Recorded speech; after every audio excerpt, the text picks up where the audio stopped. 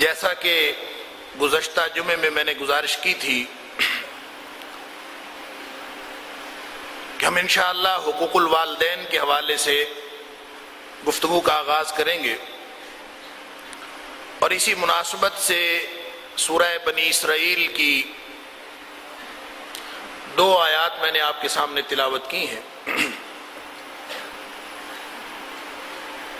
جب ہم حق حقوق کی بات کرتے ہیں، وہ والدین کے حقوق ہوں یا ان دونوں میں سے الگ الگ ماں اور باپ کے حقوق ہوں، یا پھر اولاد بہن بھائیوں کے اور رشتہ داروں ہمسایوں کے حقوق ہوں، حتیٰ کہ تمام مسلمان اور تمام انسانوں کے حقوق جن کو ہم حقوق العباد کہتے ہیں، تو ہمارے ذہنوں میں ایک غلط فہمی پیدا ہوتی ہے کہ شاید یہ حقوق العباد حقوق اللہ سے الگ ہے، اور سارا دین ہم نے 2 بڑے حصوں میں تقسیم کر رکھا ہے۔ کچھ باتوں کو ہم حقوق اللہ قرار دیتے ہیں اور کچھ باتوں کو ہم حقوق العباد قرار دیتے ہیں، اور جب حقوق اللہ اور حقوق العباد کی بحث الگ الگ ہو جاتی ہے تو پھر یہ بحث شروع ہو جاتی ہے کہ حقوق اللہ زیادہ اہم ہیں یا حقوق العباد زیادہ اہم ہیں۔ بہت سارے لوگ پھر یہ کہتے ہیں کہ حقوق اللہ چونکہ اللہ کی ذات بلند ہے اور اولین حق اللہ ہی کا ہے، لہذا حقوق اللہ حقوق العباد سے زیادہ اہم ہے، جبکہ دیگر لوگوں کا خیال یہ ہوتا ہے کہ اللہ کے حق تو اللہ نے خود معاف کرنے، وہ کر سکتا ہے، اور نبی پاک صلی اللہ علیہ وسلم نے جو معافی کا نظام بتایا ہے اس میں بھی یہی ہے کہ اللہ اپنے حقوق تو ویسے ہی معاف کر دے گا جس کو چاہے گا، لیکن حقوق العباد اس وقت تک معاف نہیں ہوتے جب تک کہ کسی بندے کا جو حق مارا ہے وہ اس کو نہ دیا جائے، چوتھی شرط شامل ہو جاتی۔ تو اس سے بھی یہ پتہ چلتا ہے کہ حقوق العباد شاید زیادہ اہم ہے۔ تو اس بنیاد پر یہ بحث کہ حقوق العباد زیادہ اہم ہیں یا حقوق اللہ، اگر یہ بحث کی حد تک رہے تو پھر بھی شاید قابل قبول اور قابل برداشت ہو، یہ آگے ہمارے اعمال کے اندر یہ ریفلیکٹ ہوتی ہے، اور نتیجہ اس کا یہ نکلتا ہے کہ کچھ لوگ صرف حقوق اللہ ادا کرتے ہیں، حقوق العباد کی طرف توجہ نہیں دیتے، اور کچھ لوگ حقوق العباد کا کام کرتے ہیں، وہ کہتے ہیں حقوق العباد زیادہ اہم ہے، لہذا خدمت خلق کرنی چاہیے، ہمسایوں کا حق دینا چاہیے، لوگوں کی عزت کرنی چاہیے، نماز روزے کی خیر ہے، اللہ ویسے بھی معاف کر دے۔ یہ ایک ایسا خلط مبحث ہے، یہ ایسی پیچیدگی ہے دین کے اندر کہ ہم نے دین کے حصے بکھرے کر رکھے ہیں، ان 2 بڑے حصوں کے علاوہ چھوٹے چھوٹے حصے کر رکھے، کہ ایک شخص کہتا ہے میں یہ والا کام کر لوں گا دوسرا نہیں کروں، ایک کام کو پکڑ لیا اور اسی کو سمجھ لیا کہ یہ دین ہے اور باقی سارا چھوڑ دیا۔ اللہ کا دین، دین اسلام اس طرح سے ٹکڑیوں میں بٹا ہوا دین نہیں ہے، یہ مربوط دین ہے۔ یا میں ایک فکرہ اکثر بولا کرتا ہوں کہ اسلام کمپلیٹ پیکج ہے، اس کے اندر پک اینڈ چوز نہیں ہے، اسلام بس اسلام ہے۔ ادخلوا فی السلم کافہ، پورے کے پورے دین کے اندر داخل ہو جاؤ۔ کسی نے دین میں آنا ہے یا نہیں آنا، اس بات کا آپشن تو موجود ہے، اس بات کا انتخاب تو اس کے ہاتھ میں ہے کہ وہ دین قبول کرے یا نہ کرے، یہ اس کے ہاتھ میں ہے۔ جو دین قبول نہیں کرنا چاہتا، لا اکراہ فی الدین، اسلام اس کو مجبور نہیں کرتا کہ تو اپنا دین چھوڑ کے اسلام میں لازماً آ جا، نہیں آنا چاہتا نہ آئے، وہ جہنم میں جانا چاہتا جائے، مجبور نہیں کرتا اسلام۔ لیکن جب اسلام میں آ جائیں تو پھر اسلام مجبور کرتا ہے۔ اسلام قبول کرنا یا نہ کرنا، اس حوالے سے آپشن موجود ہے، اور اسلام قبول کر لینے کے بعد آپشن ختم ہو جاتے ہیں۔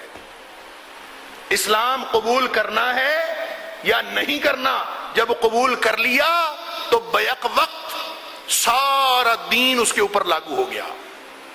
وہ دین جس کے اندر حقوق اللہ بھی ہیں، حقوق العباد بھی ہیں، جس میں نماز روزہ حج زکوٰۃ بھی ہے، جس میں پڑوسیوں کے ساتھ حسن سلوک بھی ہے، والدین کے ساتھ، اور تمام حقوق العباد اور تمام حقوق اللہ یہ بیک وقت اس کے اوپر لاگو ہو جاتے ہیں. یہ اس میں سے انتخاب نہیں کر سکتا کہ میں یہ کام کر لوں اور یہ کام چھوڑ دوں.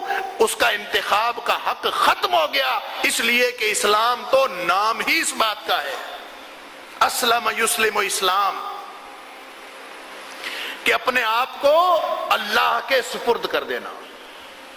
اس بات کا اعلان ہے کہ اللہ آج سے پہلے میں اپنی مرضی سے زندگی گزارتا رہا، لیکن آج جب میں اسلام قبول کر رہا ہوں تو اس کا مطلب یہ ہے کہ آئندہ میں اپنی مرضی سے زندگی نہیں گزاروں گا. آئندہ کی زندگی تیری مرضی سے گزرے گی اور تیرے نبی صلی اللہ علیہ وسلم کے طریقے پر گزرے گی. یہ ہے وہ معاہدہ جو انسان اسلام قبول کرنے کے بعد کرتا. اب آپ فرمائیے کہ جب انسان یہ معاہدہ کر کے اللہ کے ساتھ کہ اللہ آج کے بعد میں تیرا، مرضی تیری چلے گی میری نہیں چلے گی، تو پھر پورے کے پورے دین پر عمل کرنا اس کے ذمے ہو جاتا ہے. اس کے بعد پک اینڈ چوز، اپنی مرضی کی چیزوں کا انتخاب، اس کی گنجائش کہاں باقی رہ جاتی؟ کچھ باقی نہیں بچتا. جب اس نے اپنے آپ کو مکمل طور پر، اور اگر کسی نے اپنے آپ کو ذرا سا فرق رکھا، کچھ باتیں اللہ کی مانوں گا، کچھ باتیں دل کی مانوں گا، کچھ باتیں اللہ کی مانوں گا، کچھ باتیں اپنے بڑے کی مانوں گا، کچھ باتیں اللہ کی، کچھ اپنے لیڈر کی، کچھ باتیں اللہ کی، کچھ اپنے قائد کی، کچھ باتیں اللہ کی، کچھ باتیں اپنے خاندانی سربراہ کی. جس نے اس طرح کا کام رکھا یہ شرک ہے، یہ توحید نہیں ہے، یہ شرک ہے اور اللہ کو یہ پسند نہیں ہے. سارے گناہ معاف کر دے گا وہ، شرک نہیں اس نے معاف کر. جو یہ کہتا ہے میں اللہ کی بھی مانتا ہوں، یہ اس کو پسند نہیں ہے. وہ کہتا ہے بار بار دہراؤ، سبق یاد کرو، اگر ذرا بھر بھی مفہوم میں غلطی ہے تو دہراتے ہوئے ذہن سے نکال دو، اگر کوئی ملاوٹ ہے تو نکالو، اور بار بار دہراؤ یہ سبق. کیا؟ ایاک نعبد و ایاک نستعین. اور یہ بات آپ جانتے ہیں، اور یہ میں اکثر ذکر بھی کرتا ہوں کہ اللہ فرما دیتا نعبدک و نستعینک، تو صحیح فقرہ تو یہی ہے، درست فقرہ ہے. نعبدک و نستعینک، اللہ تیری بندگی کرتے ہیں اور تجھ سے مدد مانگتے ہیں، یہ فقرہ درست ہے. لیکن اللہ نے یہ نہیں فرمایا، فرمایا ایاک نعبد، بندگی بعد میں ہے، تو پہلے ہے. ایاک، صرف تیری، نعبد، ہم بندگی کرتے ہیں. اور یہ عربیت کا جو اصول ہے، اہل علم جانتے ہیں کہ جس چیز کو جو بعد میں آنے والی ہے اس کو مقدم کر دیا جائے تو اس کا مطلب اس کے اوپر سٹریس دینا، زور دینا ہوتا ہے کہ اصل اس پورے فکرے کے اندر جو زور والی بات ہے، جس کے اندر زیادہ جس مفہوم کو نمایاں کرنا مقصود ہے، وہ یہ والا ایاک نعبد، صرف اللہ کی بندگی. ایاک نستعین، صرف تیری بندگی کرتے ہیں، تیرے غلام ہیں اور مدد بھی صرف تجھ سے مانگتے ہیں. اب یہاں پہ اگر یہ توحید کا تصور ذہن میں راسخ ہو جائے تو پھر ایک بات سمجھ میں آتی. وہ کیا ہے؟ وہ یہ ہے کہ حق اس کائنات میں صرف ایک ہے اور وہ اللہ کا ہے. کوئی حق نہیں کسی کا، حق صرف ایک ہے اور وہ ہے اللہ کا. اس کی وجہ ہے کہ جو خالق ہوتا ہے نا، خالق، اسی کا حق ہوتا ہے۔ آپ نے خود کوئی چیز بنائی ہو اپنے لیے، خود بنائیں اپنے ہاتھ سے، ذرا سوچیں تو صحیح، جو ہے آپ کی چیز، خالق اور مالک، جو بھی کسی چیز کا خالق ہو، جو بھی کسی چیز کا مالک ہو، حق اس کا ہوتا ہے، ملکیت کا کوئی حق نہیں ہوتا۔ ملکیت کا تو صرف فرض ہوتا ہے، مالک کا حق ہوتا ہے، ملکیت کا فرض ہوتا ہے۔ کیا؟ کہ وہ ملکیت اس مالک کی بندگی کرے جس نے جس کام کے لیے اس کو بنایا ہے۔ تو اس نے اعلان کیا ہے وَمَا خَلَقْتُ الْجِنَّ وَالْإِنسَ إِلَّا لِيَعْبُدُونَ، انسانوں اور جنوں کو پیدا کیا ہی صرف اس لیے ہے کہ یہ میری غلامی کرے۔ تو پھر اور کوئی حق باقی رہ گیا؟ حق تو بس ایک ہے کہ سارے انسان، ساری مخلوقات وہ ایک اللہ کی غلامی کرے، صرف انسان نہیں، صرف جن نہیں، ساری مخلوقات اللہ کی غلامی کریں۔ تو حق تو اس دھرتی پر، اس کائنات میں صرف ایک ہے، اور وہ یہ ہے کہ ساری ملکیت ہوتی ہی اس لیے ہے کہ وہ مالک کی بندگی کرے، بس، اور کوئی اس کے اندر مقصد نہیں ہوتا۔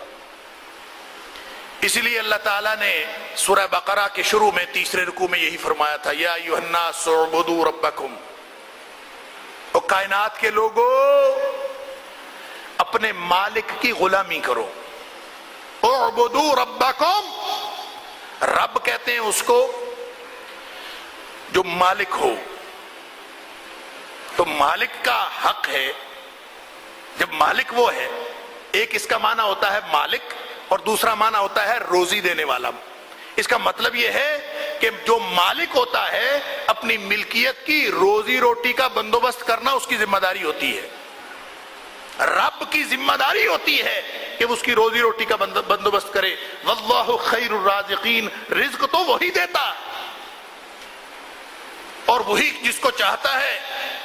ان اللہ یبسط الرزق لمن یشاء ویقدر، وہ چاہتا ہے تو کسی کا رزق کشادہ کر دیتا ہے، چاہتا ہے تو روک لیتا ہے۔ رب تو صرف وہ ہے، پالنے والا تو وہ ہے، رزق تو اس کے ہاتھ میں ہے۔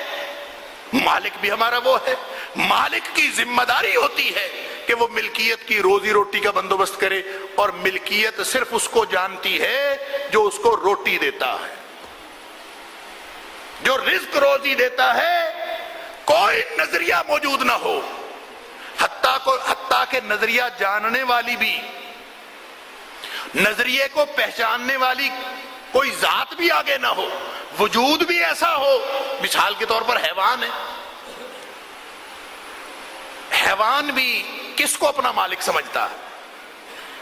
حیوان جس کو نہیں پتا میں کس کا ہوں، میرا مالک کون ہے، کوئی نظریے کو نہیں سمجھتا، اسلام کے نظام کو نہیں سمجھتا، لیکن حیوان ایک بات کو سمجھتا ہے کہ مجھے روزی کون دیتا ہے، جو اس کو چارہ دیتا ہے نا، جو اس کے لیے چارے کا بندوبست کرتا ہے، وہ اسی کو اپنا مالک سمجھتا ہے کہ یہ میرا مالک ہے۔ اور یہی ایک نظام ہے کہ اس کائنات میں واحد حق مالک کا ہے۔ یا ایھا الناس اعبدوا ربکم، اور کائنات کے لوگوں اپنے مالک کی غلامی کرو، یہی واحد حق ہے۔ یہ دلیل کیا ہے؟ الذی خلقکم، ایک تو دلیل یہ ہے کہ تمہارا رب ہے، اس کو تو پہچانو جو روزی دیتا، اور دوسری دلیل یہ ہے کہ اس نے تمہیں پیدا کیا ہے، تمہارا خالق وہ ہے۔ خالق بھی مالک بھی، صرف تمہارا نہیں، تم سے پہلے لوگوں کا بھی خالق وہی۔ اب اس کا مطلب یہ ہوا کہ واحد حق ہے، تو پھر حقوق اللہ ہی رہ گئے، حقوق العباد تو رہ کوئی نہ گئے۔ اس کائنات میں حق صرف اللہ کا ہے اور کوئی حق نہیں۔ اور یہی بات مالک الملکیت والی سورہ یاسین میں ہمیں سمجھائی ہے، ایک مثال دے کے، یہی حیوانات والی مثال دے۔ الم یرو، یہ دیکھتے نہیں، انا خلقنا لهم مما عملت ایدینا انعاما فهم لها مالکون، لوگوں کو جن کو یہ سسٹم سمجھ نہیں آتا مالک اور ملکیت کا، وہ اور یہ حق اور فرض کا سسٹم جس کی سمجھ میں نہیں آتا، اللہ فرماتا ہے وہ یہ اپنے حیوانات کے ساتھ تعلق کو نہیں سمجھتے، اس کو نہیں دیکھتے۔ الم یرو، کیا نظام ہے؟ فرمایا بنایا ہم نے ہے، لیکن مالک تمہیں بنا دیا ہے۔ حیوانات بنائے ہم نے ہیں، مما عملت ایدینا، ہمارے ہاتھوں سے بنی ہوئی چیزیں، ہماری بنائی ہوئی، ہماری قدرت سے بنی ہوئی چیزیں، فہم لہا مالکون، لوگوں کو اس کا مالک بنا دیا۔ اب مالک جب بن جاتا ہے کسی حیوان کا تو پھر وہ اس سے کیا چاہتا ہے؟ اس سے خدمت چاہتا ہے نا۔ وَذَلَّلْنَاهَا لَهُمْ فَمِنْهَا رَكُوبُهُمْ وَمِنْهَا يَأْكُلُونَ، ہم نے ان کی خدمت پر مامور کر دیا، ان کو وہ خدمت کرتے ہیں۔ بندہ جب مالک بن جاتا ہے کسی حیوان کا تو وہ کیا کرتا؟ بندہ مالک بننے کے بعد اور تو کچھ نہیں کرتا سوائے اس کے کہ اس کی چارے کا بندوبست کرتا ہے، اس کے روٹی روزی کا بندوبست کرتا ہے، اس کے علاوہ تو کچھ نہیں کرتا۔ اب اس کا کام ہے باقی سارا۔ وَذَلَّلْنَاهَا لَهُمْ فَمِنْهَا رَكُوبُهُمْ وَمِنْهَا يَأْكُلُونَ، ان کو خدمت پر مامور کر دیا ہے، اسی میں کچھ پر تم سواریاں کرتے ہو، سفر کرتے ہو سواری کر کے، کچھ کو ویسے ہی کھا جاتے ہو، یہ تمہاری خدمت کے لیے ہے۔ کہیں سے دودھ ملتا ہے، وَلَهُمْ فِيهَا مَنَافِعُ وَمَشَارِبُ، کوئی اور فائدے، کبھی اون لے لی، کبھی کھال اتار کے جیکٹ بنا لی، کبھی کچھ کر لیا، کبھی کچھ کر لیا، بہت سارے فائدے، اور اسی سے دودھ بھی پیتے ہو۔ وَمَشَارِبُ افلا یشکرون، شکر نہیں کرتے۔ اب شکر کس کا کرنا؟ جانور خدمت کرتا ہے، جانور فائدہ پہنچاتا ہے،